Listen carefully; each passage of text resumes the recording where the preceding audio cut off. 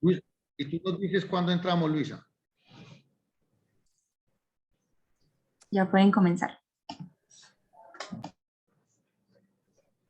Hola, buenos días a todos los asistentes a esta nueva edición de Diálogos de Coyuntura y Negocio, la última del año, liderada por el Centro de Investigaciones y Consultorías y de la Facultad de Ciencias Económicas. Hoy tenemos un invitado muy especial, un honor para nosotros tener en el marco de este evento al doctor Daniel Gómez Gaviria, actual director general sectorial de Planeación Nacional, del Departamento Nacional de Planeación. El doctor Daniel, pues, es economista de la Universidad de Lausanne en Suiza, es doctor en Economía por la Universidad de Chicago y ha desempeñado importantes cargos en el sector público y actualmente, pues como lo he dicho, es el subdirector sectorial de Planeación Nacional. Tenemos también estamos en compañía del señor vicerrector administrativo de la Universidad de Antioquia, nuestro colega y amigo, el profesor Javier Mesa Callejas. Javier, muchas gracias, bienvenidos. Y empezamos, si quieres, dar un saludo de recibimiento a Daniel, a la audiencia, y le damos la palabra a Daniel. Muchas gracias, Jorge. No, claro, por supuesto, me siento muy contento de poder brindar este espacio, de que nos den la oportunidad. Quiero prestar un saludo muy especial, por supuesto, al doctor Daniel Gómez, agradecerle al Departamento Nacional de Planeación, en cabeza de él, la presencia en este espacio académico ya de varios años, Diálogos de Coyuntura y Negocios. A nombre del señor rector, pues, quien les manda un saludo, él desearía estar acompañándolos porque él es una persona muy interesada en estos temas. Así que, pues, hombre, hoy en día, pues, es fundamental conocer lo que ha hecho el Gobierno Nacional, la Dirección Nacional de Planeación en atención a esta pandemia que tantas dificultades nos ha generado, no solamente en Colombia, sino en el mundo.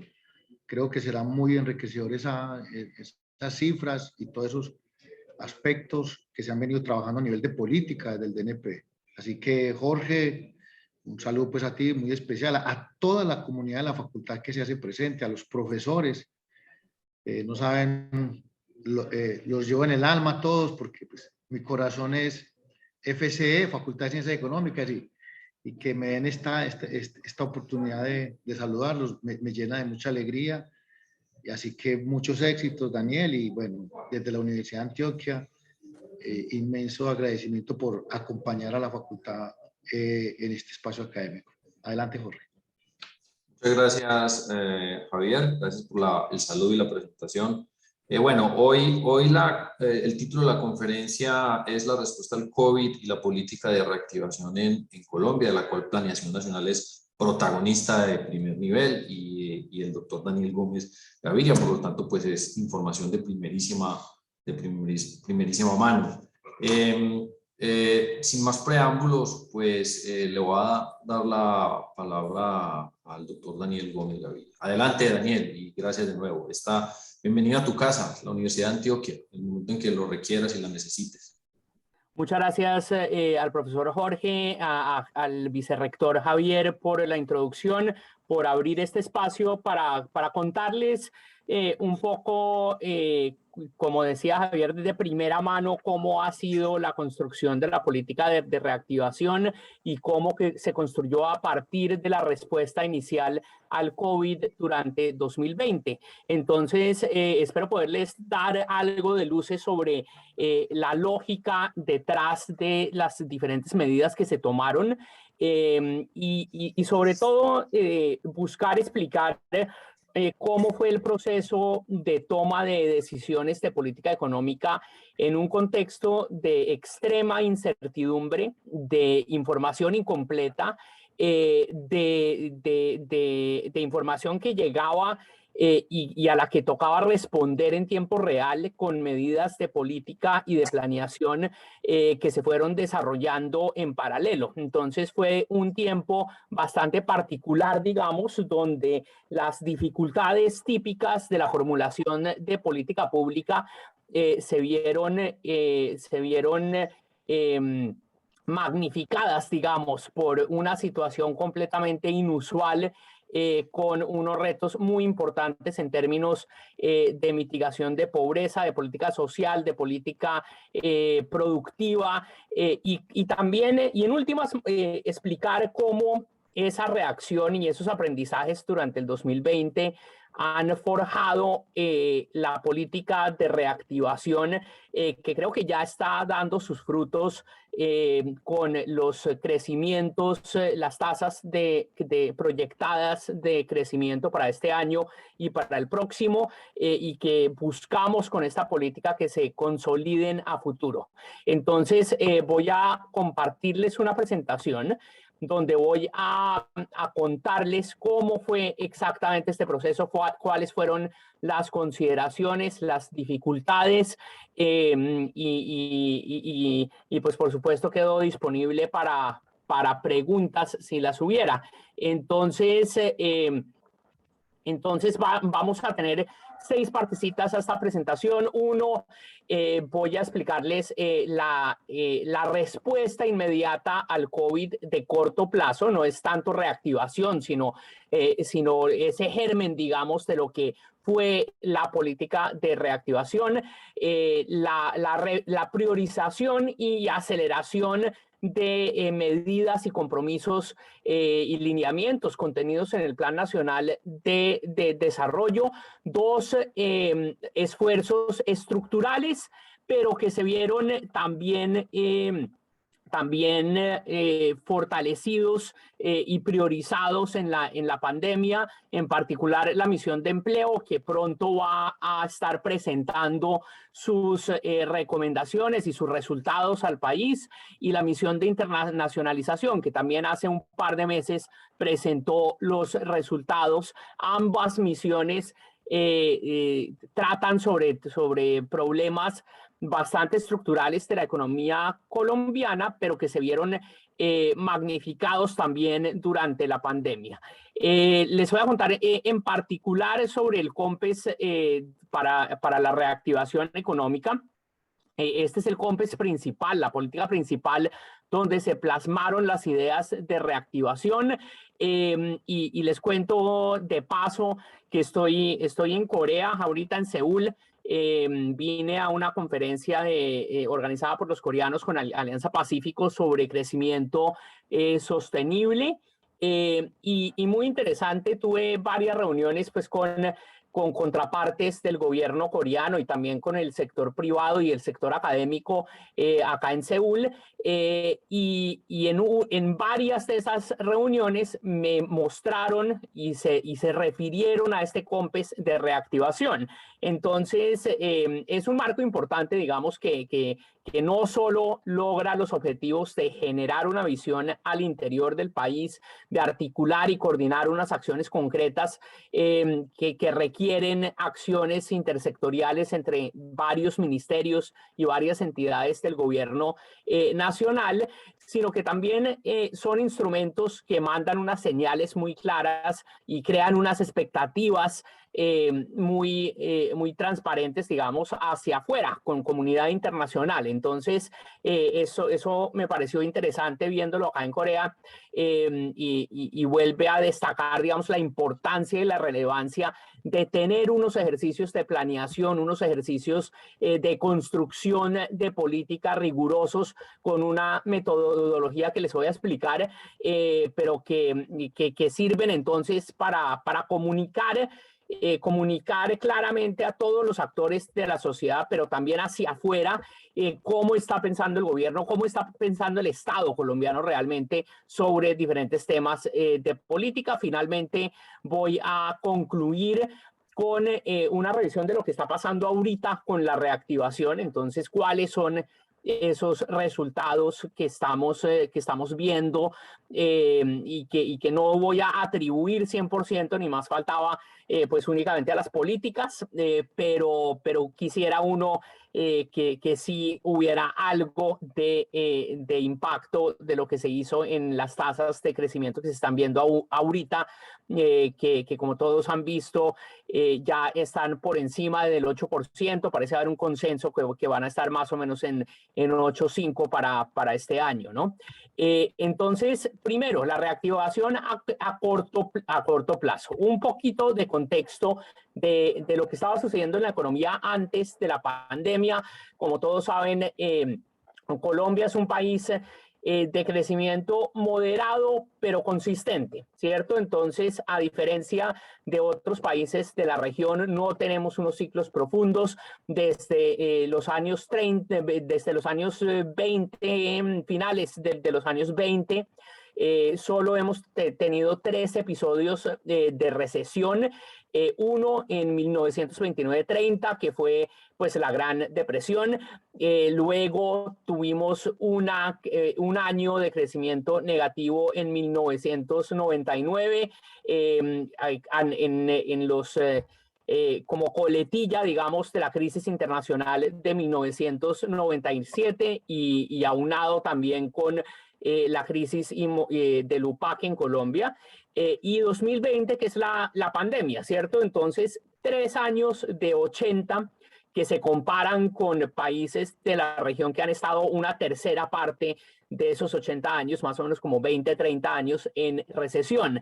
Entonces, y esto en lo que se traduce es en un crecimiento del PIB per cápita que se ha multiplicado cerca de 5.6 veces desde 1980, y esto corregido por poder adquisitivo. Entonces, en PPP, en dólares de poder de paridad de compra, hemos aumentado nuestro ingreso per cápita 5.6 veces, lo cual a su vez refleja, va a tener unos impactos importantes en otros indicadores sociales. En particular, antes de que llegara la pandemia, en 2019 tuvimos el mejor crecimiento de la región, crecimos 3.3%. En el primer mes del 2020, en enero 2020, estábamos apuntándole a crecimientos por encima de 4%.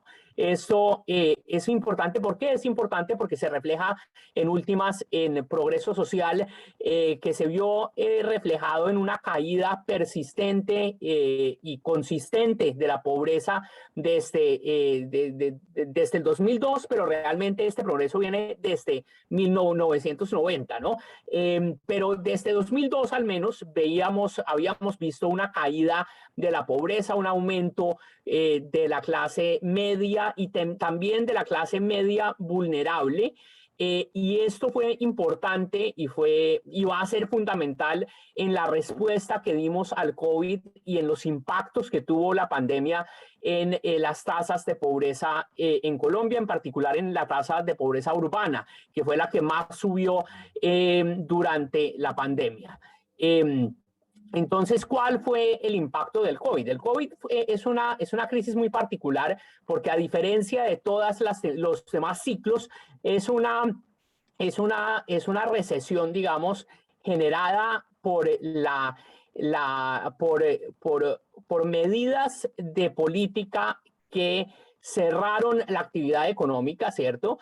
Como medida para minimizar, para reducir el contagio del virus. Y recordemos que en ese momento no sabíamos muy bien, no sabíamos nada del virus, ¿cierto? No había ninguna vacuna, no había manera de controlar, de saber cuáles iban a ser los límites y cuál iba a ser la duración de la pandemia. Entonces, en ese momento, vamos a explicar un poco cuál fue la lógica de esas medidas, pero se tomaron medidas que clausuraron la actividad económica, la oferta, el lado de la oferta artificialmente, digamos, y eso a su vez tuvo unos impactos importantes del lado de la demanda, y una demanda que adicionalmente es una demanda que refleja unos encadenamientos tanto a nivel nacional como internacional muy complejos.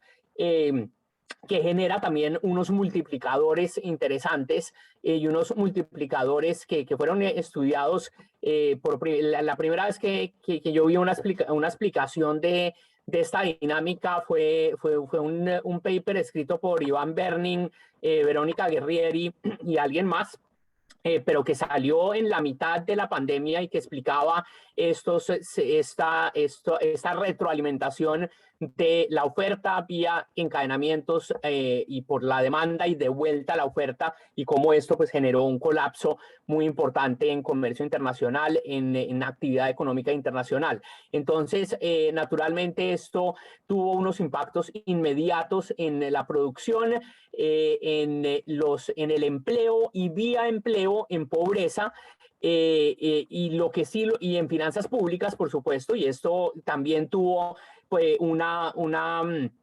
unos canales de transmisión vía precios y en particular preprecios de bienes que son importantes para Colombia. Por ejemplo, el petróleo, el carbón, todos esos commodities que exportamos vieron caídas importantes en su precio que afectaron regalías, afectaron ingresos fiscales, afectaron ingresos de entes territoriales. Y por supuesto la contraparte de esto pues es un control de la mortalidad y el riesgo de colapso del sistema de salud que era el que queríamos proteger para evitar que tuviéramos pues en Colombia lo que nunca tuvimos realmente, que fue un colapso del sistema de salud, un colapso de los sistemas de las funerarias, un colapso de los cementerios, y nunca tuvimos en Colombia esas imágenes dantescas que sí vieron en Ecuador, que vieron hasta en Nueva York, en Italia. Recordemos en esa época cuando se dieron los primeros picos, cómo no daban abasto con los muertos y con el proceso de enterrar a sus muertos. Entonces, creo que eso es testimonio también del éxito en lograr unos objetivos muy particulares, ¿no? Entonces, ¿cuáles fueron los mecanismos que afectaron la pobreza, que era nuestra principal preocupación durante esos meses tempranos de la pandemia? Uno, pues que la desaceleración afectara el empleo, y en Colombia esto ya es datos ex post, ¿cierto?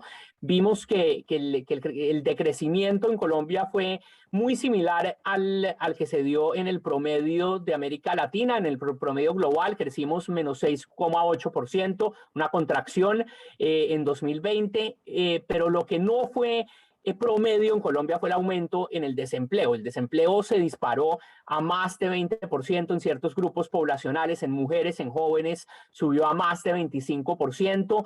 Y esto, de nuevo, esto no es un tema coyuntural, esto es un tema que refleja un funcionamiento muy precario y muy insuficiente del mercado laboral colombiano, que va a explorar y que nos va a presentar muy pronto la misión de empleo, que los invito a que estén pendientes de esa presentación, que la misión fue coordinada y liderada por Santiago Levy, por Darío Maldonado, y tuvimos participación de varios académicos jóvenes interesantes que contribuyeron con trabajos originales nuevos, y Santiago y Darío van a hacer una presentación muy interesante, que creo que va a ser una visión bastante innovadora de la interacción entre el mercado laboral, entre el sistema de protección social y el sistema de formación para el trabajo en Colombia, como una explicación de por qué se dio este aumento en la tasa de desempleo. No, ellos no van a enfocarse en la explicación coyuntural, sino en los elementos estructurales que se reflejaron en esta disparada del desempleo en 2020. Pero en cualquier caso, cuando empezamos con las medidas de aislamiento, no sé si recuerdan que en marzo, a finales de marzo, se emite el primer decreto de aislamiento, donde se definen una serie de sectores que son exentos de medidas que pueden continuar. Entonces, obviamente, son exentos sectores de salud, son exentos sectores de defensa nacional, son exentos unos sectores como de necesidades básicas, pero de resto se cierran los sectores económicos. Y en ese momento, lo primero que hace el Departamento Nacional de Planeación, con apoyo del Banco Mundial, es correr unas simulaciones para calcular cuánto iba a ser la desaceleración económica, a cuánto iba a subir la pobreza. En ese momento, usando unas microsimulaciones con base en la gran encuesta integrada de hogares, calculamos con base en el decreto cuántos empleados del sector formal y también del informal iban a dejar de percibir ingresos, iban a poder quedar desempleados, y eso qué impacto iba a tener en pobreza. Calculamos en ese momento, eso es, recordemos que esto es finales de marzo, principios de abril del 2020, mucha incertidumbre. En ese momento, a nivel global, se pensaba que no, este problema del COVID va a durar un par de meses, 2, 3 meses. Entonces, en ese momento, hicimos los cálculos, las simulaciones de qué pasaría con pobreza si las medidas de aislamiento continuaban inicialmente por un mes, si se extendían por 2 meses, si se extendían por 3 meses, que era el máximo periodo que se podía alargar en ese momento ese decreto inicial. ¿Qué sucedía si se extendía la declaratoria de emergencia económica y bajo la emergencia, qué medidas se podían tomar por decreto ley?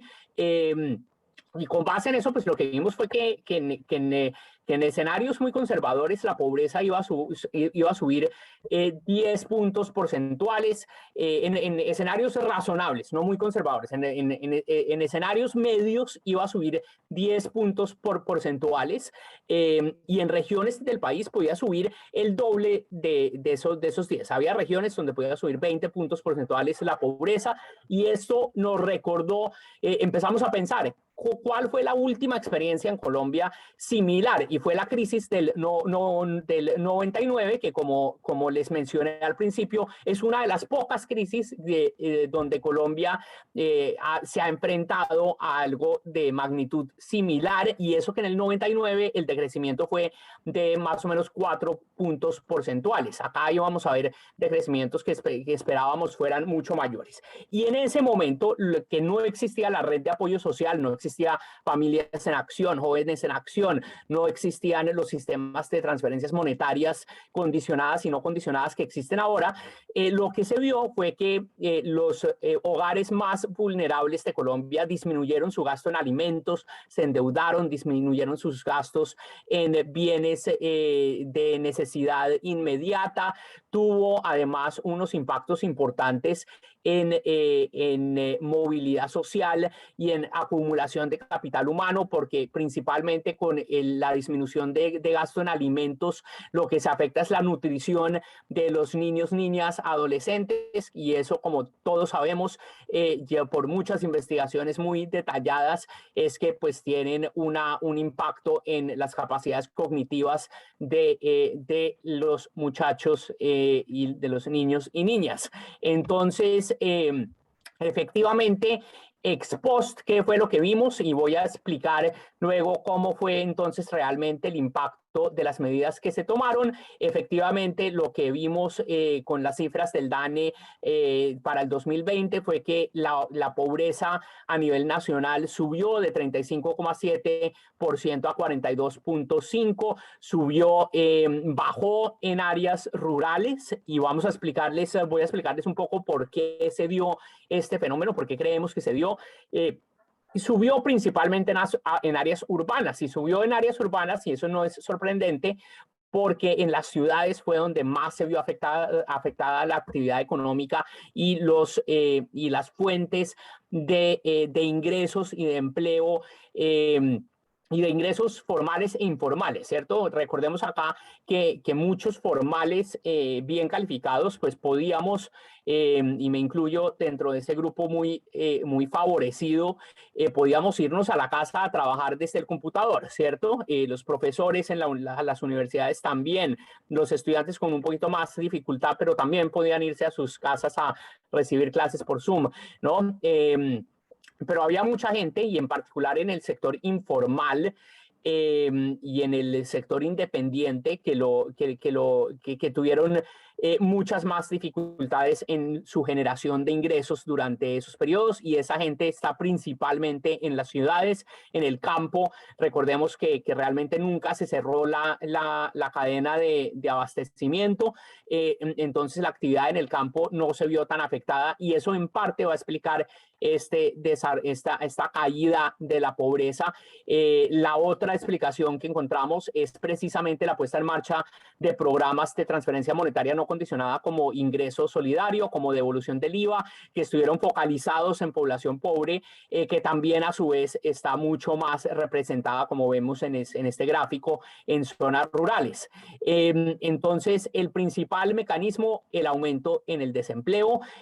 También vemos como en las cabeceras municipales fue donde más aumentó el desempleo, mucho menos que en centros poblados y rural disperso, que esto ratifica lo que les acabo de mencionar, la desaceleración económica en zonas urbanas fue mucho más pronunciada, y eso pues se vio en el aumento en pobreza.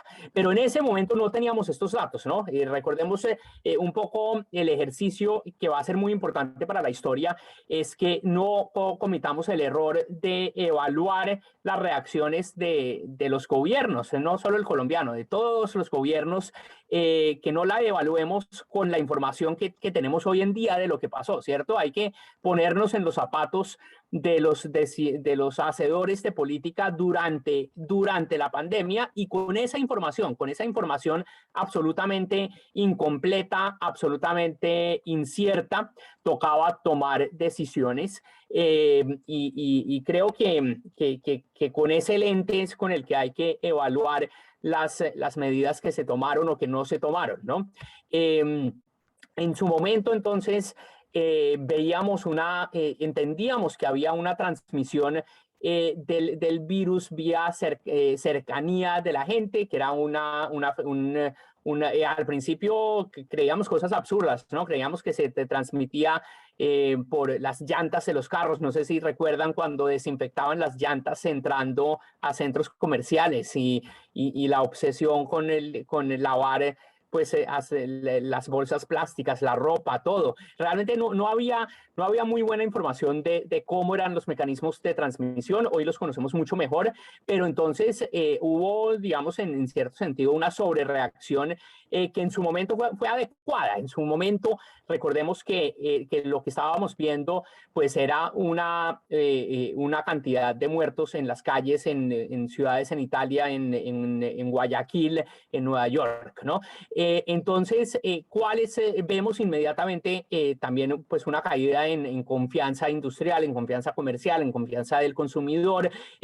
Todo el mundo empieza a recortar su consumo más allá de lo que necesitaba, porque también en empresas y en hogares se consideraba al principio que esto iba a ser un problema de corto plazo, que iba a ser un tema de liquidez para empresas, y que también iba a ser de la misma manera un tema básicamente temporal en hogares, que una vez se reactivara y se abriera la economía, una proporción importante iba a poder recuperar sus fuentes de ingresos, en particular todos estos informales que realmente trabajan y logran ingresos en el día a día, ¿cierto? Esos eran los que más nos preocupaban en ese momento. También finanzas públicas, como les conté, inmediatamente vimos también que con una contracción En ese momento se estimaba que iba a ser más o menos de 5,5%, fue 6,8%, pero calculamos que los ingresos totales del gobierno nacional central iban a disminuir en 27,4 billones de pesos, iba a haber un deterioro en 6 puntos porcentuales del balance fiscal por menores ingresos, por mayor gasto, particularmente en sector salud.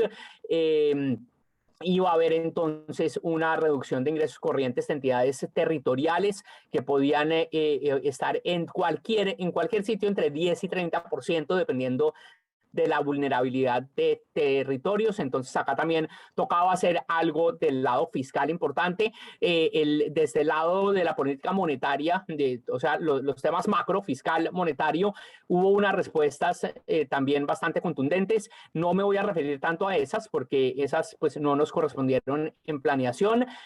Voy a referirme desde planeación un poco más en la formulación de medidas inmediatas para proteger ingresos hogares y liquidez empresas y el tema territorial un poco, ¿no? Entonces, ¿cuál fue el enfoque? El enfoque fue lo que ya conocemos como estas acciones para aplanar la curva epidémica, controlar transmisión y de esta manera proteger la capacidad del sistema de salud. Entonces, en ausencia de cualquier tipo de acción, transmisión fuera de control, íbamos a tener un número de casos que iba a sobrepasar significativamente la capacidad del sector salud. Entonces, la estrategia fue de dos pilares, digamos. Un pilar era subir esta rayita amarilla, aumentando capacidad, aumentando compra de ventiladores, compra de insumos médicos, y la otra estrategia era aplanar esta curva, que básicamente era desacelerando artificialmente la economía.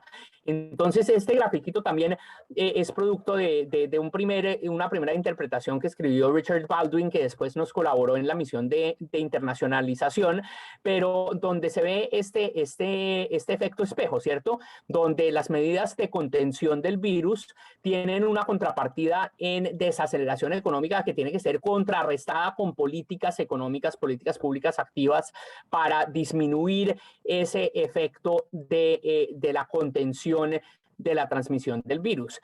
Entonces, ¿qué hicimos? El Banco Mundial y la OCDE en esos primeros meses empezaron a hacer un mapeo de todas las medidas que se estaban tomando en el mundo, y en Colombia realmente tomamos absolutamente todas las medidas, ejemplos de medidas en todos los pilares de lo que estaba pasando en el mundo. Entonces, desde la política macroeconómica se expandió liquidez desde el Banco de la República para mantener a flote todo el sistema de pagos, garantizar la respuesta de política monetaria a condiciones extremas del mercado. También hubo una expansión importante, bajaron tasas de interés, que es el principal mecanismo de política del banco. Se impulsó también entonces, un tercer punto que se vio globalmente fue el impulso a inversión pública con estabilizadores automáticos, y principalmente ahí tocaba evitar a toda costa que hubiera encima de una pandemia pues una crisis financiera, ¿no? Desde el punto de vista de empresas y personas, entonces el enfoque, como les decía, era principalmente proteger el ingreso de los hogares, incrementar recursos de transferencias temporales en efectivo a hogares vulnerables, extender esquemas de trabajo a corto plazo, aumentar los gastos en sector salud, fortalecer la red de apoyo social. Entonces vamos a ver en detalle qué se hizo ahí. En empresas se buscaba principalmente expandir liquidez y créditos a empresas. Esto se hizo a través de varios mecanismos, a través del Fondo Nacional de Garantías, a través de subsidios a la nómina, como el PAEF, como el PAP, y con esto proteger liquidez del sector empresarial para evitar que las empresas tuvieran un problema de solvencia resultado de un choque temporal, ¿cierto? Entonces queríamos evitar que empresas productivas, competitivas, por estas medidas globales que cerraron la economía, pues quebraran básicamente, y no por efecto de una menor productividad. No había ningún choque de productividad que requiriera, digamos, un reajuste en el entorno empresarial, ¿no? Después, eso empezó a cambiar después, ¿no? Eso empezó a cambiar en la medida en que la pandemia se fue alargando aún más. Entonces, la respuesta inicial al COVID se hizo a través principalmente en términos de recursos del FOME, ¿no? El FOME fue este fondo de respuesta a emergencias con 40,5 billones de pesos inicialmente en ese fondo, repartidos en 3 grandes pilares. Empleo, vía el PAEF, el subsidio al empleo formal, con 6,8 billones para 4,15 millones de empleados favorecidos. El PAP, con 287,000 millones y 1 millón de empleados favorecidos. Salud, fortalecimiento del sistema de salud, la puesta en marcha del Plan Nacional de Vacunación, que requirió también pues una planeación que se dio desde junio, si en forma empezó como en mayo, junio del año 2020, muy temprano se empezó a pensar en eso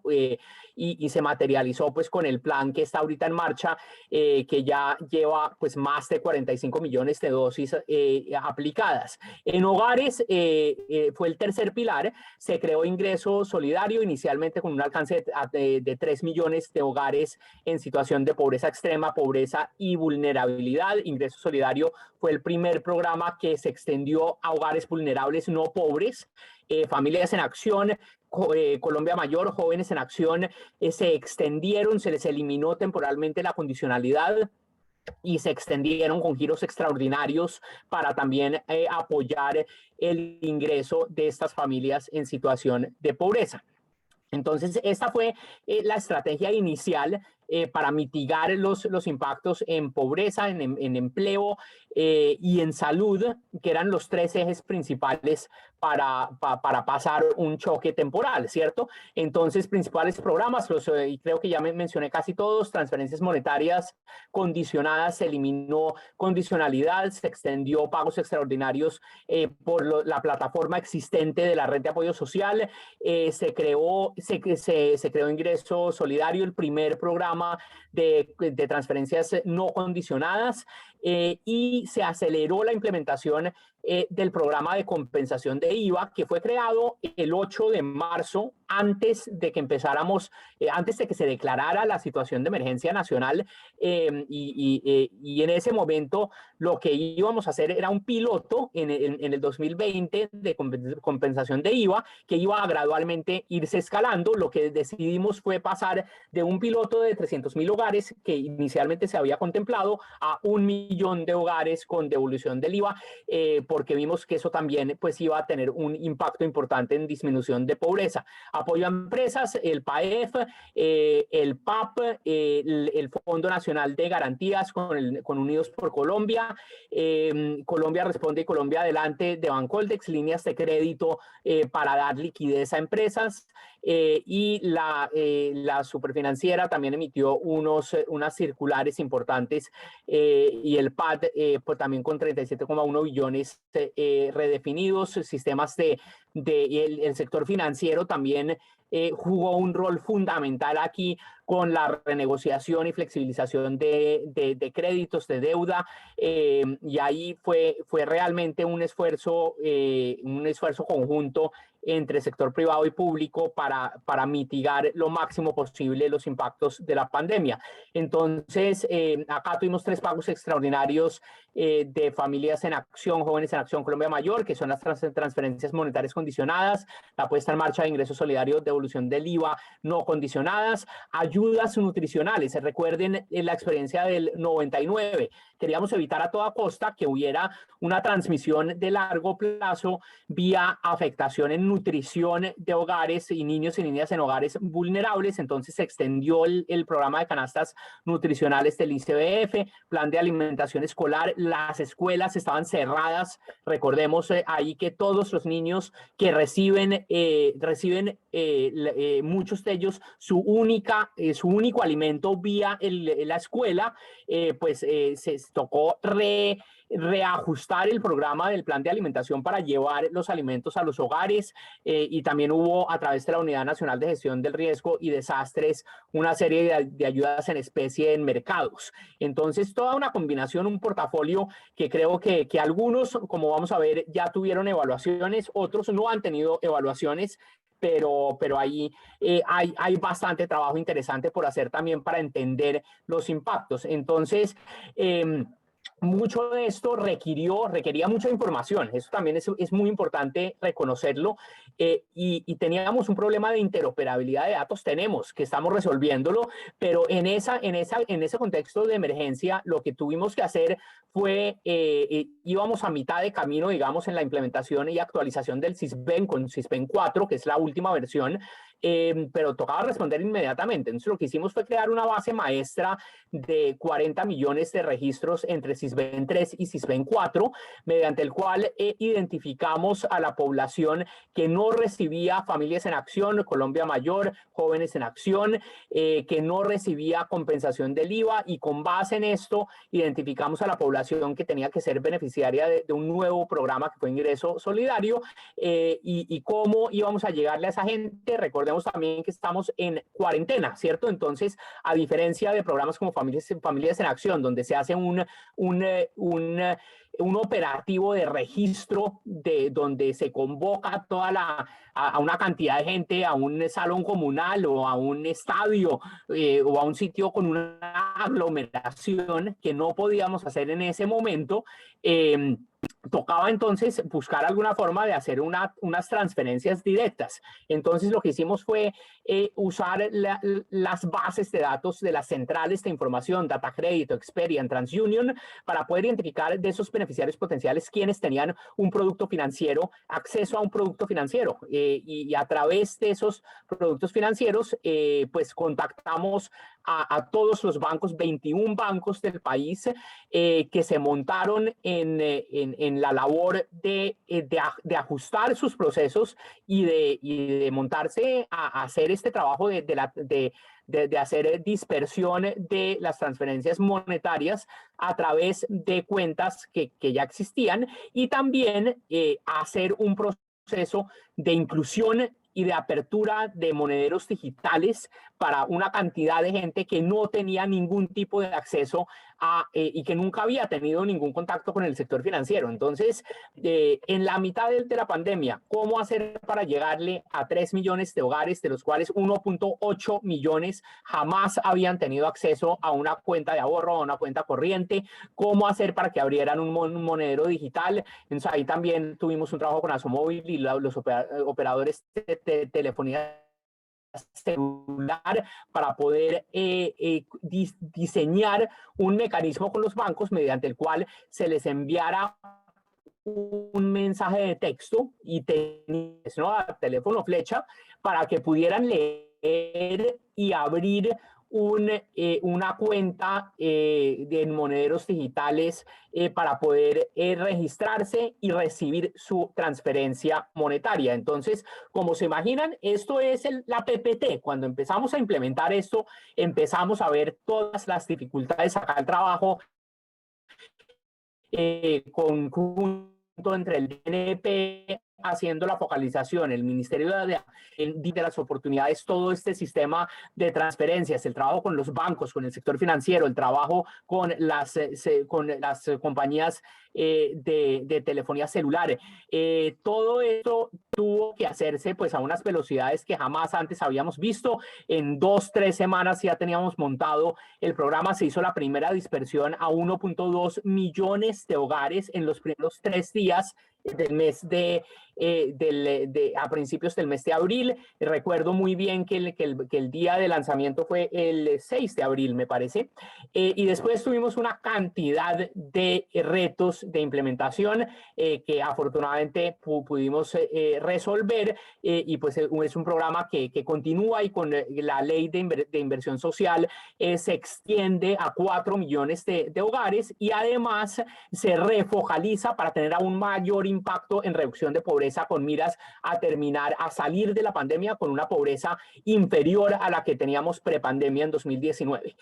La respuesta inicial al COVID, entonces, todo esto que les estoy comentando quedó plasmado y lo fuimos construyendo y lo fuimos escribiendo y pensando a la vez que lo implementábamos, lo fuimos incorporando en un COMPES nuevo que fue el 3999, que fue de respuesta inicial al COVID, donde además de todo esto que les menciono de medidas en salud pública, bares, empresas, finanzas públicas, también creamos la estrategia PRASE, la estrategia de prueba, rastreo y aislamiento selectivo y sostenible en cabeza del Ministerio de Salud, que fue muy importante porque la reflexión acá fue, si recuerdan la curva epidemiológica versus la curva de actividad económica, ¿no?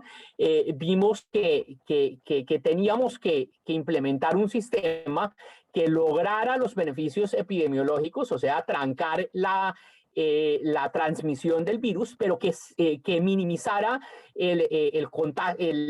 los efectos secundarios, digamos, en actividad económica. Y eso, por supuesto, que requería pasar de un sistema de aislamiento generalizado a unos sistemas de aislamiento selectivo y sostenible, que fue el PRAS. El PRAS ya fue evaluado por un equipo del sector salud, de epidemiólogos que ya hicieron una evaluación de cómo fue el PRAS, del costo-beneficio. Uno de los autores principales es el jefe de epidemiología del Ministerio de Salud, Julián Fernández. Les recomiendo buscar esas investigaciones para mirarlas, pero el PRAS entonces nace con este primer COMPES. Y una anécdota un paréntesis, normalmente los COMPES pues se trabajan en periodos de 6 meses más o menos, están súper discutidos con los sectores y se lleva a sesión del Consejo Nacional de Política Económica y Social cuando ya están muy madurados, y normalmente ahí hay unos comentarios, hay una retroalimentación, pero se aprueban. Este COMPES fue un COMPES que hicimos mucho más rápido, en un par de meses estaba hecho. Lo llevamos al COMPES y no lo aprobaron. El presidente tuvo muchos comentarios, los ministros también, y este es el único COMPES que yo he llevado como secretario técnico del COMPES y que no ha sido aprobado de una, sino que nos tocó volver al tablero y revisar otra vez la redacción, y en parte era porque era importante que quedara muy claro cuáles acciones quedaban pendientes por hacer, pero también es un documento histórico que va a servir precisamente para entender el marco, entender la información y entender el contexto bajo el cual se tomaron las decisiones que se tomaron en el 2020. Entonces yo creo que va a ser uno de los documentos, y el presidente con razón en ese momento vio que este documento pues va a ser un documento que históricamente en 10, 15, 20 años alguien va a preguntarse qué hizo el gobierno de Colombia durante la pandemia, y va a referirse a estos documentos para entender qué fue lo que se hizo, ¿no? Entonces, lo otro que vimos inmediatamente, y una pregunta que nos hicieron recurrentemente durante marzo, abril del 2020, era si Planeación Nacional tenía que replantearse el Plan Nacional de Desarrollo.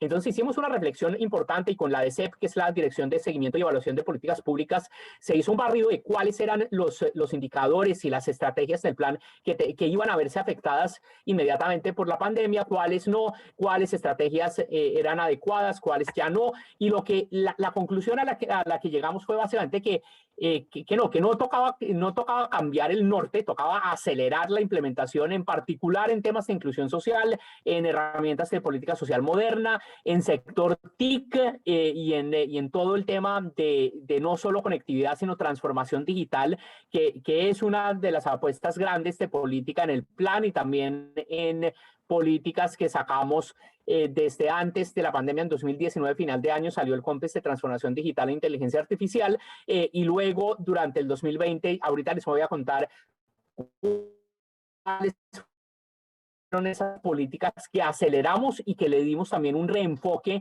hacia la realmente que el Plan Nacional de Desarrollo tenía todo lo que necesitábamos en términos de desarrollo agrícola, desarrollo empresarial, CTI, fortalecimiento de la infraestructura, fortalecimiento, teníamos temas de fortalecimiento de acueductos, coberturas Fresh No Bis para que iba a ser, que sería crítico después para el proceso de reactivación desde el sector constructor, que como ustedes saben tiene muchos encadenamientos productivos interesantes con muchos sectores, unos multiplicadores interesantes, además de suplir necesidades de habitacionales y de mejoramiento habitacional, que también vimos que se convirtió en algo crítico durante la pandemia para hogares, ¿no?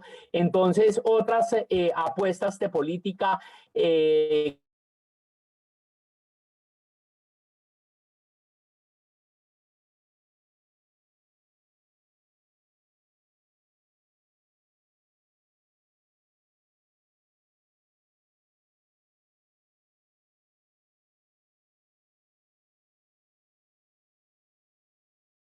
principios de marzo 2020, tecnología aprender, lo sacamos antes de la pandemia y también iba a ser muy importante para poder responder a la recuperación de trayectorias educativas. Salud mental, lo sacamos el 7 de abril de 2020, educación e inclusión financiera, acceso universal a Internet para zonas rurales, el COMPES de la juventud, que tiene toda una serie de acciones importantes en empleabilidad de jóvenes, en participación de jóvenes en espacios políticos, laborales, comunitarios, sociales, el COMPES de economía solidaria, que también se nutrió de toda la experiencia de diferentes sectores y segmentos de la economía durante 2020. La política nacional logística salió en enero del 2020 y también creo que va a ser fundamental para mantener y consolidar el proceso de reactivación que se está dando en 2021. El sistema de administración del territorio, que va a ser clave para toda la implementación y aceleración del catastro multipropósito. La política nacional de atención y reparación integral a las víctimas salió también salió este año en paralelo pues con la extensión de la ley de víctimas. La política nacional de emprendimiento, política nacional de comercio electrónico, que como sabemos en 2020 también vio una aceleración importantísima en hogares y en empresas que empezaron a hacer transacciones vía internet, y muchos hogares y empresas que jamás habían tenido ese contacto. Entonces, en ese sentido también fue muy importante actualizar la política nacional de confianza y seguridad digital, la transformación digital de la justicia e inteligencia artificial salió a final de 2019. También sacamos uno de crédito que no está listado, no está en esta lista, que es la transformación digital del sector justicia, y salió la política ahorita sale la política de CTI y propiedad intelectual. Hay unas políticas acá que no van a salir este año y no van a salir en este gobierno, y que ya se replantearon. Entonces también hubo varios ejercicios de políticas que estaban en proceso de pensarse y que tomamos la decisión de no sacarlas. Entonces ahí también hubo como un cambio de prioridades importantes, ¿no?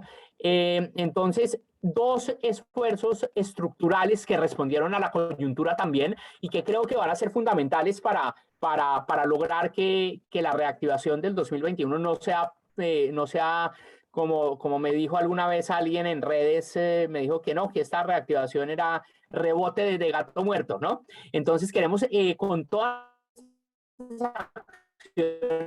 impedir que sea rebote de gato muerto, sino que sea de verdad una transformación sostenible de nuestros sistemas de producción, una reactivación mucho más incluyente, porque lo que vimos fue que los factores de exclusión se vieron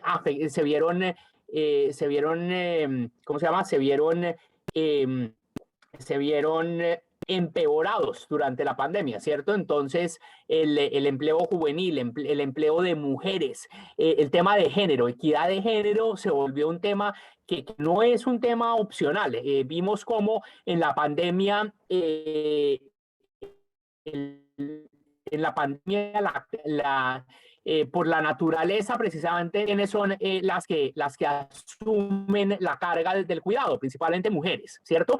Entonces, la política nacional del cuidado es una apuesta súper importante, la política de equidad de género para cambiar precisamente y balancear la carga de actividades del cuidado entre hombres y mujeres, va a ser fundamental para permitir, para explicar uno por qué el desempleo femenino creció muchísimo más. Eso es una combinación pues de participación de mujeres en sectores que fueron los que se vieron más afectados, los sectores del comercio, los sectores del turismo, todos esos tienen una participación femenina y un sesgo de género hacia empleo femenino muy particular. Y también la carga del cuidado en los hogares, el cuidado de los niños y niñas que no podían ir a la escuela, el cuidado de los ancianos que no podían tampoco estar con otras personas fuera del hogar, pues significó que mujeres que estaban de pronto participando en el mercado laboral tuvieran que retirarse del mercado laboral mucho más que los hombres, y son las mismas mujeres que también han tenido dificultades en volverse a integrar al mercado laboral. Entonces, como ven, tema de género, tema de política del cuidado, van a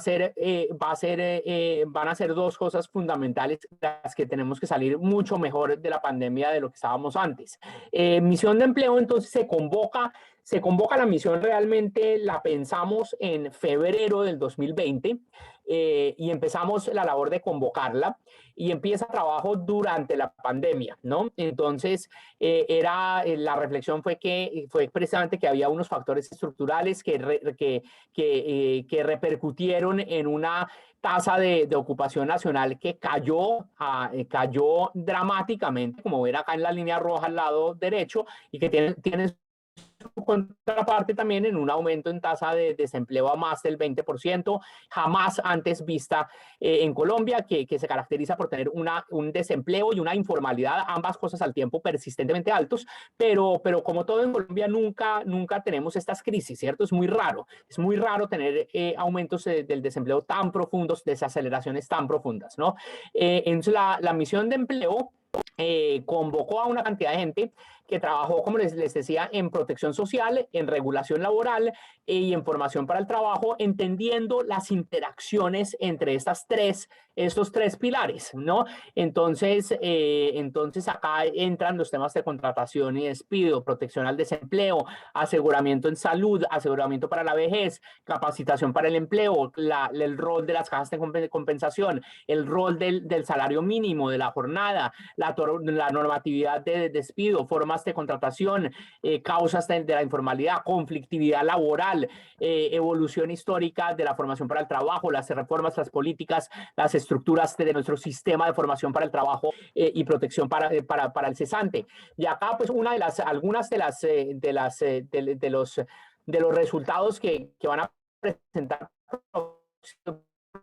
próximamente van a tener que ver en particular con la forma en que se financia la protección social y la forma en que interactúa la protección social con el estatus de las personas como trabajador o no trabajador. Entonces, una de las conclusiones, y no voy a detenerme ahí porque no quiero chiviar demasiado a la misión, es que hay que pensar en cómo se financia el sistema de protección social de manera que no tenga los efectos negativos en la generación de empleo, pero buscando siempre pues aumentar la inclusión en el sistema de protección social y en el mercado laboral. Entonces, creo que van a ser unos resultados interesantes para discutir después con toda la comunidad académica en particular, ¿no? En Misión Internacionalización se convoca también a principios del 2020 en la reunión del Foro Económico Mundial en Davos, que fue la última presencial en enero. El ministro de Comercio invita a Ricardo Hausmann a que nos lidere una misión de internacionalización, y se forma un grupo que fue fantástico realmente. Fueron 9 9 expertos nacionales e internacionales, pero no solo en temas de comercio, sino también en otras dimensiones que fueron importantes en la misión, que parte de una observación muy tradicional, digamos, muy convencional, de que Colombia, a pesar de tener tratados de libre comercio, un proceso de apertura que se dio en los 90 y acceso preferencial a 65% del PIB global, no ha visto un aumento importante de su participación en este flujo de comercio global, ¿no? Entonces, las exportaciones e importaciones como porcentaje del PIB no se han movido de más o menos un 30% durante los últimos 50 años, a pesar de todos estos esfuerzos de integrarnos mucho más al mundo. Entonces, gran paradoja, ¿qué está pasando? La misión fue mucho más allá y pensó, bueno, no solo es que no estemos comerciando mucho, no es solo que el comercio contribuya muy poco al crecimiento económico, sino que Colombia realmente, perdón, voy a saltar acá, Colombia realmente no participa mucho en los flujos globales de conocimiento y de tecnología. Entonces, el gran objetivo es cómo usar la internacionalización como una palanca para poder acelerar la adopción y adaptación de tecnología, y esa tecnología, entendida muy ampliamente, pues está inmersa en personas, en el cerebro de la gente, ¿no? La gente con experiencia, la gente con vivencias, la gente con diferentes trayectorias, está también inmerso en empresas, propiamente dicho, está inmerso en productos y en servicios, y requiere entonces pues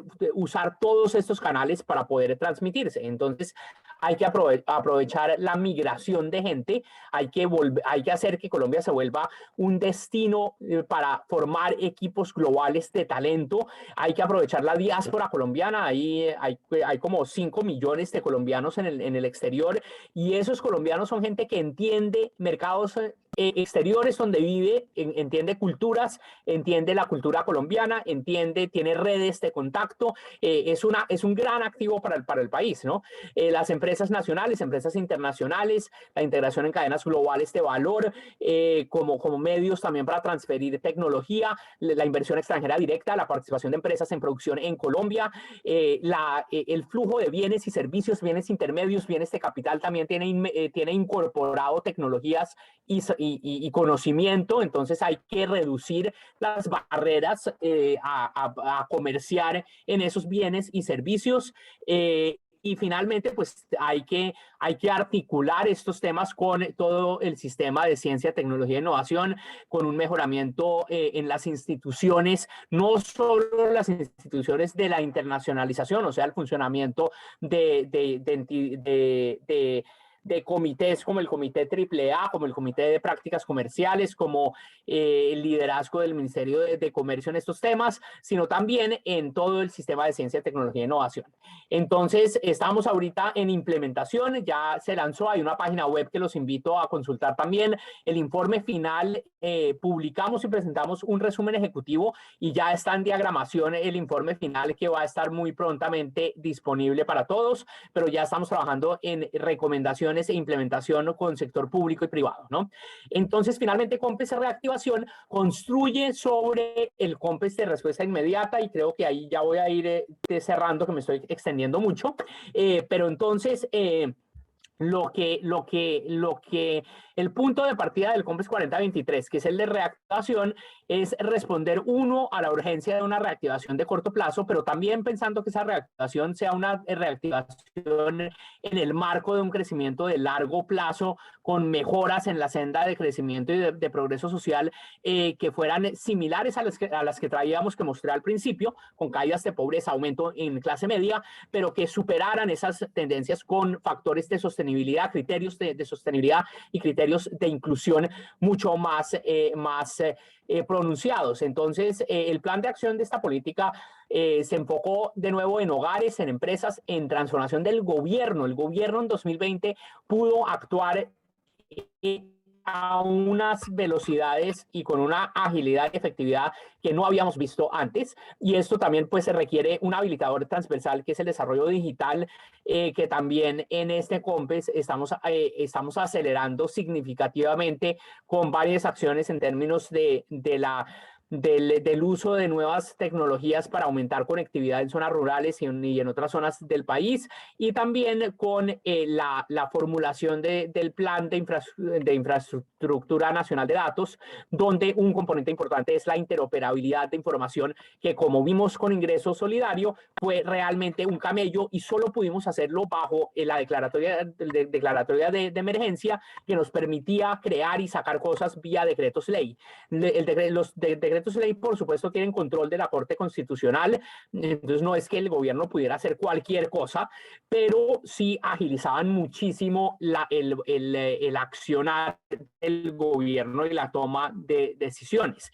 Realmente ahí nos fue muy bien, y pues un equipo jurídico muy bueno en presidencia, en cabeza de Clara María González, logró que realmente la mayoría de todas estas medidas pasaran el examen de constitucionalidad de la Corte, y pudimos entonces pues tener una reacción muy efectiva a la pandemia, creo yo, en varias de esas dimensiones. Entonces el COMPES 4023 de reactivación buscaba 5 objetivos específicos, además de ese objetivo general de retomar esa ruta del desarrollo que habíamos interrumpido con el COVID. Buscamos detener y mitigar el incremento de la pobreza, vulnerabilidad económica, y esto requiere en particular proteger y recuperar la formación de capital humano, ¿cierto? Salud, educación y formación para el trabajo. Mitigar desacumulación de capital humano, entonces acentuado por la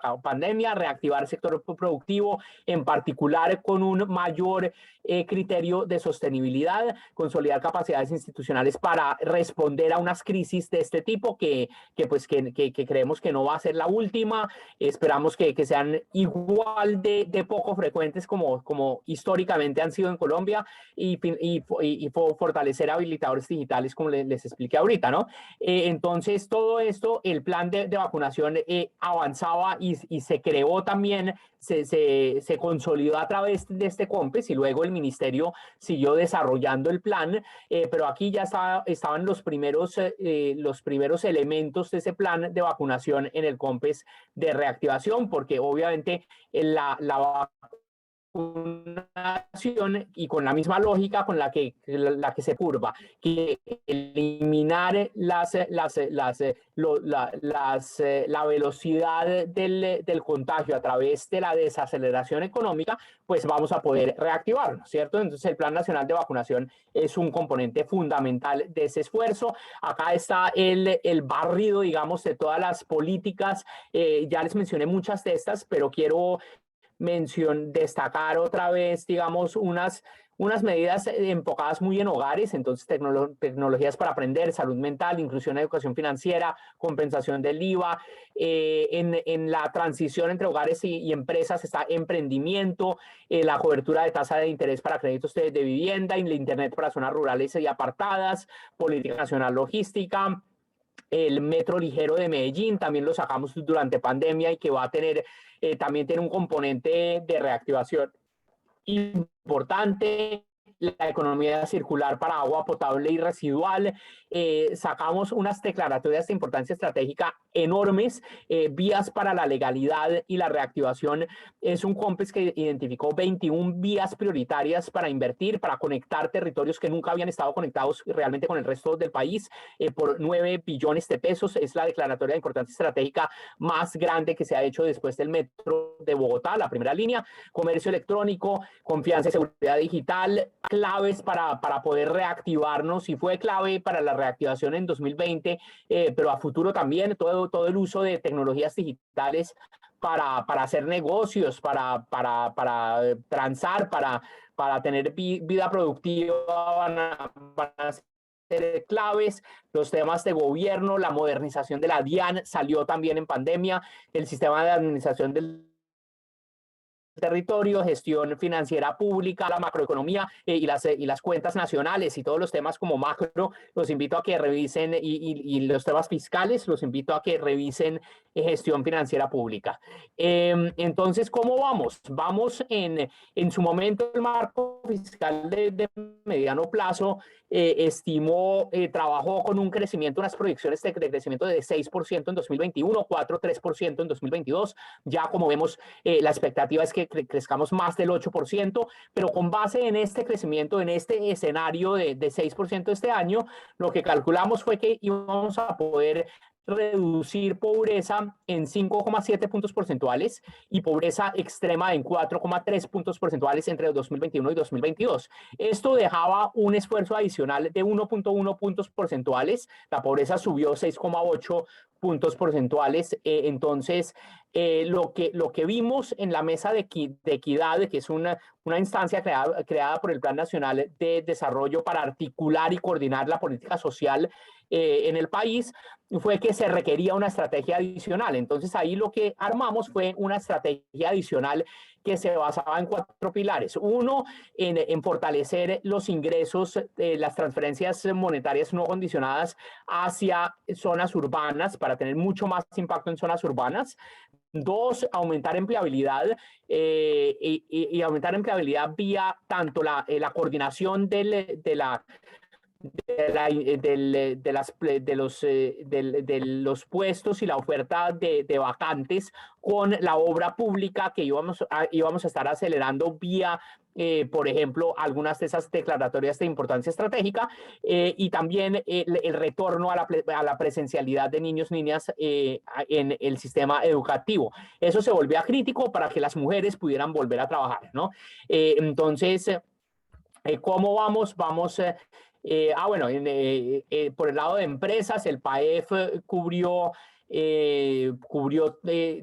todas las regiones del país, básicamente, muchas empresas pequeñas, medianas y también grandes. Y acá vimos que hubo un impacto positivo en la preservación de empleos formales. Hicimos ya un par de evaluaciones preliminares de compensación del IVA ingreso solidario. En ambos casos vimos que tuvo los efectos esperados positivos sobre la reducción del aumento en pobreza. Entonces, en vez de subir 10 puntos porcentuales como habíamos esperado, subió 6 puntos porcentuales. Entonces, se absorbió más o menos 40% del aumento en pobreza.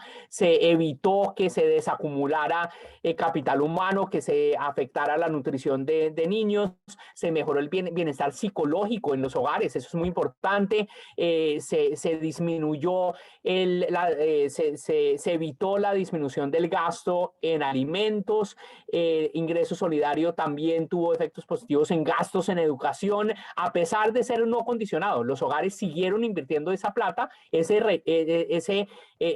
entrada adicional se gastó principalmente en los niños, niñas, adolescentes, en nutrición, en temas para educación, en temas de higiene, que era fundamental durante la pandemia.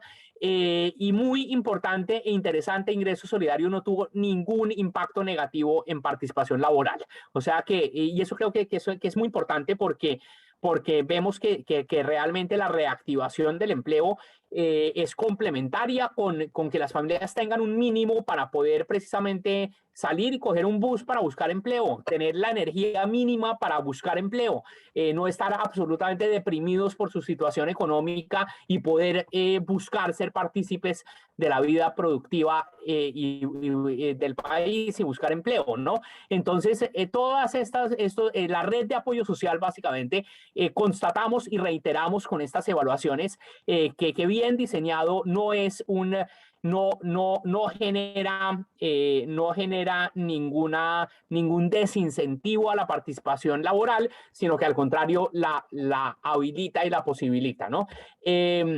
Entonces, el COMPES de reactivación, ¿cómo va? Tenemos avances de metas anuales de más o menos 39, 40%, avances con relación a metas finales de 20%. Es un COMPES que va a 6 años, entonces realmente tuvimos, y la mayoría de acciones están para los primeros 2 años, entonces queremos subir esta ejecución durante este año y el próximo para seguir apoyando la reactivación en 2022. Creemos entonces que esto realmente hemos avanzado en varios puntos, en pobreza, en protección de capital humano, en sector productivo. Algunos ejemplos: avanzamos en la estrategia para ampliación de cobertura de la encuesta CISBEN 4, que quedó en el COMPES. Se identificaron barreras de acceso a población migrante proveniente de Venezuela, y también se incluyeron en toda la red de apoyo social. Se orientó a 82 entidades territoriales certificadas para el plan de permanencia escolar. Se diseñó la estrategia de soluciones educativas digitales offline. Se construyó la estrategia financiera de apoyo a través de líneas de crédito para la reactivación en economía circular, en particular comercio, industria y turismo. Y en el primer semestre del 2021 también se creó, se continuó fortaleciendo el sistema de líneas de crédito vía Capital para Emprender de Bancoldex y el Capital Fondo de Fondos, con nuevos compromisos de inversión para la reactivación. En gobierno incluimos información de gestión realizada por entidades financieras en secciones de transparencia de los sitios web de entidades. Acá hay un trabajo importante de recuperación de la confianza en la institucionalidad. Habilitadores digitales, avanzamos en la construcción del Plan Nacional de Infraestructura de Datos, en la formulación de la estrategia de promoción y uso del modelo de madurez del marco de interoperabilidad, para identificar requerimientos para el diseño de su aplicativo web, y creo que también posteriormente hemos seguido integrando acciones y elementos que identificamos durante el 2020 en la Ley de Inversión Social, en particular, donde se extendió ingresos solidarios, se extendió el PAEF, se hicieron ajustes en estos programas, por ejemplo, dando subsidios diferenciales por género, entonces un subsidio mucho más alto para mantener empleo formal de mujeres, por lo que vimos, y de jóvenes y mujeres, que eran las dos poblaciones que principalmente se vieron afectadas con los datos. Entonces fuimos ajustando, ¿cierto? Mesa de equidad fue la estrategia que ya les conté, y desde ese entonces pues hemos seguido con la ruta de generación de política pública, mucho en temas ambientales, el SINAP, variabilidad climática, mucho de inclusión productiva, economía solidaria, por ejemplo. El COMPES de Juventud es uno de los más grandes que hemos hecho y más participativos, entonces también los invito a consultar ese documento y esas estrategias que tienen también unas acciones integrales para juventud. Y seguimos con este año consolidando estos cambios. Va a ser un año importante para el DNP y para el país, porque pues tenemos elecciones presidenciales, de Congreso también, y es el momento de pensar en cómo consolidar esta ruta de política con la formulación del nuevo Plan Nacional de Desarrollo. Va a ser uno de los hitos importantes. Todo el proceso de empalme con el próximo gobierno también va a ser una oportunidad importante de reflexionar sobre las medidas que se tomaron, que les acabo de contar, y buscar consolidar lo bueno y seguir avanzando. Yo creo firmemente que el desarrollo social y económico no se puede dar, y rara vez se da con revoluciones y saltos al vacío, se da con mejoras incrementales y progreso incremental sobre lo que se ha hecho en el pasado. Entonces, con eso cierro. Creo que me pasé cantidades, Jorge, qué pena, pero espero que haya sido interesante para todos escuchar toda la historia completa, que para mí también fue interesante como reflexionar otra vez sobre qué fue lo que se hizo y cómo se hizo, ¿no? Daniel, muchas gracias por tu presentación. Yo creo que fue muy clara. Hay unas cifras elocuentes. Yo creo pues, que nadie duda de la intención que el gobierno tuvo de poder contener una pandemia y unos efectos tan drásticos del aislamiento, con todos los recursos que tenía a mano. Porque eso pues fue evidente. Luisa, no sé si puedes abrir micrófonos para que quien quiera preguntar de la audiencia pregunte directamente. Claro, pueden levantar la mano, yo puedo habilitar los micrófonos. Perfecto. Y pues yo quería de pronto comentar algo, preguntar, cuando estuviste al principio presentando las cifras, Daniel, si hay alguna, las cifras de desempleo. Algo que mencionaste sobre el estudio de Maldonado, es Darío Maldonado, ¿cierto? De la Universidad de los Andes. Darío Maldonado y el colega, y su colega, si tienes algunas pistas sobre esos elementos estructurales que se han reflejado en las cifras de desempleo de 2020. Nos parecería interesante poder, si tienes alguna pista sobre eso. Ya muy pronto va a salir. Muy pronto va a salir el resultado, entonces va a estar, hay una página web también de la misión de empleo, misionempleo.gov.co, pero ahí el preview que les doy es que trata mucho sobre esa interacción entre el sistema de protección social y su financiación y el mercado laboral, ¿no? Y formación para el trabajo es como la tercera pata, ¿no?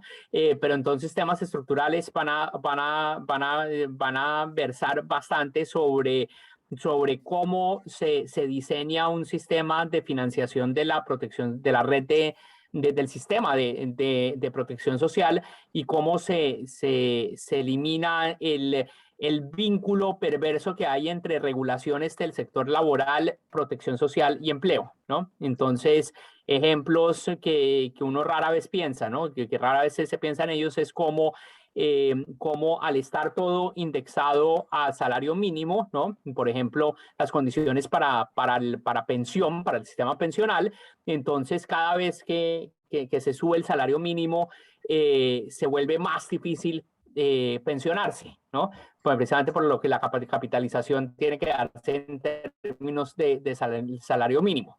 Entonces, ese tipo de efectos perversos, digamos, de la interacción de los tres sistemas es como lo principal que nos van a mostrar de la misión en mucho más detalle. Yo di simplemente un ejemplo y que va mucho más allá de lo que siempre hemos oído de que el salario mínimo es muy alto relativo al salario medio en Colombia en comparación con otros países.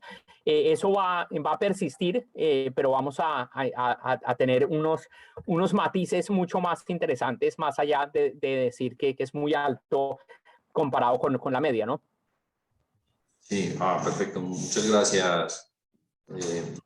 Bueno, no sé si alguien del público tenga alguna pregunta adicional para el doctor Daniel Gómez Gaviria. Si no es así, pues, Daniel, agradecerte enormemente tu presencia aquí hoy en la Universidad de Antioquia, en la Facultad de Ciencias Económicas. Es para nosotros realmente un honor poder tenerte y poder escuchar de primera mano de alguien que ha estado inmiscuido, vinculado al desarrollo de esta política pública de reactivación en un momento tan difícil como el que pasó Colombia, con unos efectos que todavía pues no han terminado, que seguramente van a ser persistentes en el tiempo.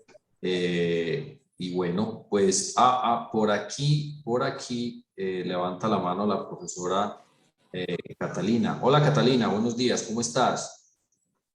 Muy bien, ¿ustedes me escuchan? Sí, perfectamente, Catalina.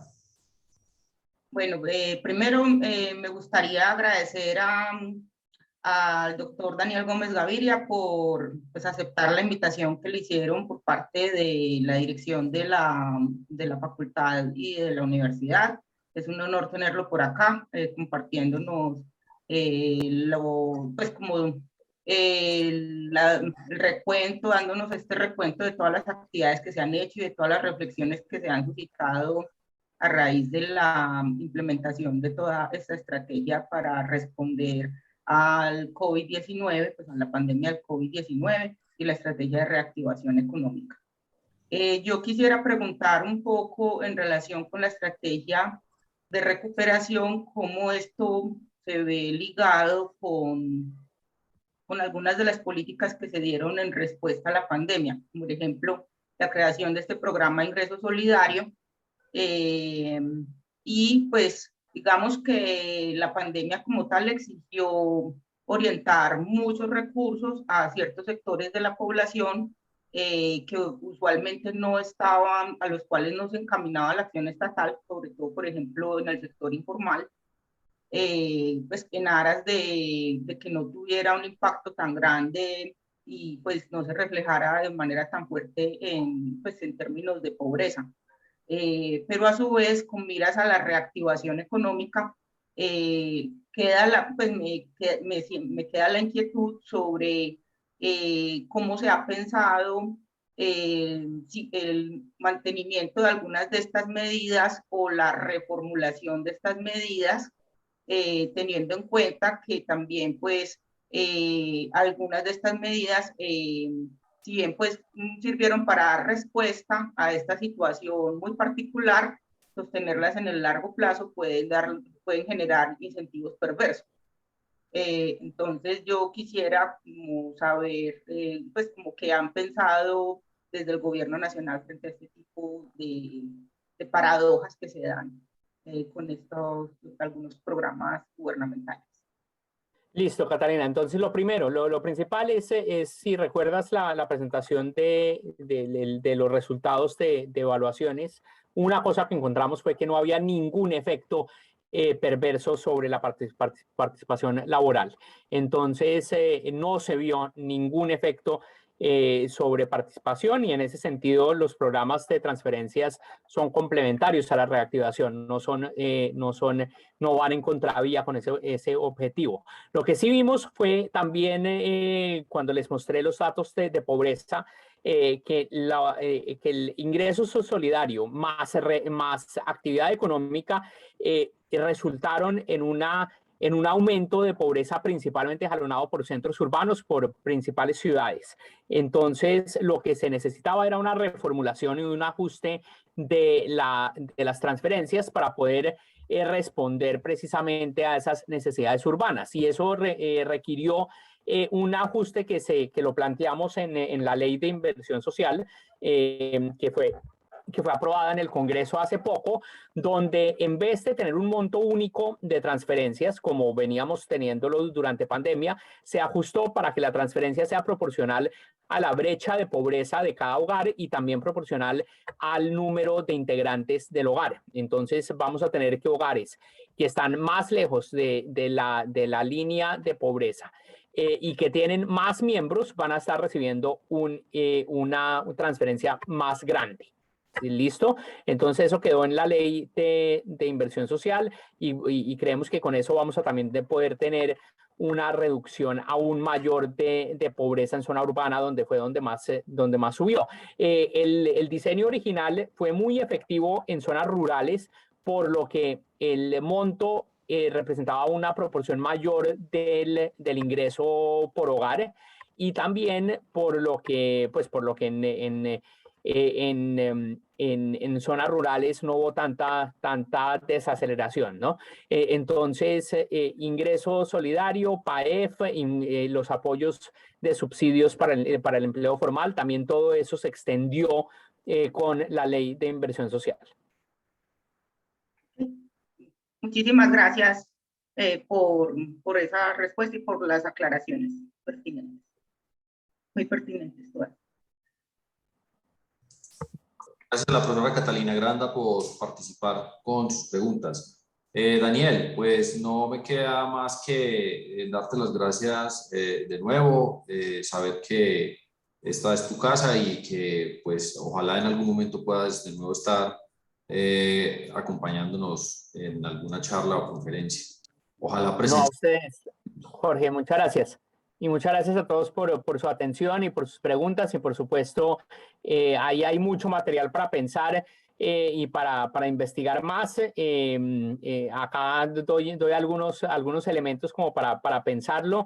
Pero bueno, y tal vez agregando un puntico a la pregunta de la profesora Catalina, sí, sí, obviamente, digamos que estos programas podrían generar desincentivos si están mal calibrados, ¿cierto? Entonces, la calibración que tuvimos, tal vez en parte por suerte, no tuvo efectos perversos, como mostró la evaluación, pero creo que hay que seguir pensando en esa línea y pensando bueno, cuándo empieza a tener efectos de desincentivos a la participación laboral, en qué condiciones, cuándo no, ¿cierto? Entonces, pues obviamente esto es algo que hay que seguir pensando y mirando en la medida en que se van ajustando los programas a futuro, ¿no? Sí, eso también tiene mucha relación con los cambios que se han venido implementando en el Sisbén. Pues por estudios pues que hay, el diseño del Sisbén de tiempo atrás venía generando ciertos problemas e incentivos pues que se reflejaban como en incentivos perversos, sobre todo pues como a nivel del mercado laboral. Hay trabajos que muestran que la forma como estaba diseñado genera ciertos incentivos a la informalidad.